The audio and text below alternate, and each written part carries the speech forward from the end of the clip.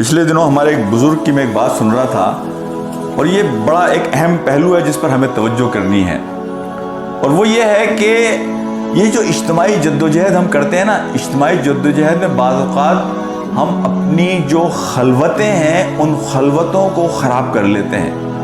یعنی ہم یہ جو جلوتیں ہیں، جو سامنے نظر آنے والی چیزیں ہیں، انہیں تو ڈیکوریٹ کرتے ہیں، انہیں خوبصورت بنانے کی کوشش کرتے ہیں، ان پہ وقت بھی لگاتے ہیں، لیکن ہم اپنی خلوتوں کو ویران کر لیتے ہیں. خلوت یہی ہے کہ جب کوئی مجھے نہیں دیکھ رہا، میں اکیلے میں ہوں، تو میرا اللہ سے تعلق کیسا ہے، میرا لوگوں سے تعلق کیسا ہے، میں اندر سے کیسا انسان ہوں، میں اپنے گھر والوں کے ساتھ کیسا ہوں، میرا یہ سارا جو معاملہ ہے خلوت کا، اس خلوت میں میں ایک خوبصورت انسان ہوں یا میں ایک ڈراؤنا انسان ہوں. تو وہ یہ بات کہتے ہیں اور بڑی صحیح بات کہتے ہیں کہ یہ جو بعض اوقات ہم جو کچھ بھی کرتے ہیں جلوتوں میں سب کے سامنے، یہ تو اکثر ڈرامہ ہوتا ہے. یہ انسان کے اندر منافقت پیدا کر سکتا ہے اگر وہ کانشیس نہیں ہے،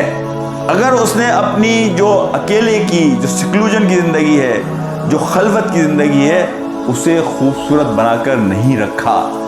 تو میں یہ بات کہتا ہوں کہ ہم اجتماعی جو جدوجہد ہم کر رہے ہیں اس کے اپنے کام ہیں کرنے کے، اور جو انفرادی کام کرنے کے ہیں وہ اپنی جگہ پر ہیں. اس لیے ہمارے یہاں جو ایک روایت آتی ہے صحابہ سے، تو یہ کہتے ہیں کہ اللہ نے انسان کے لیے جو نیکیاں انفرادی دائرے میں رکھی ہیں، انسان کو انفرادی دائرے ہی میں جا کر انہیں حاصل کرنا ہوگا،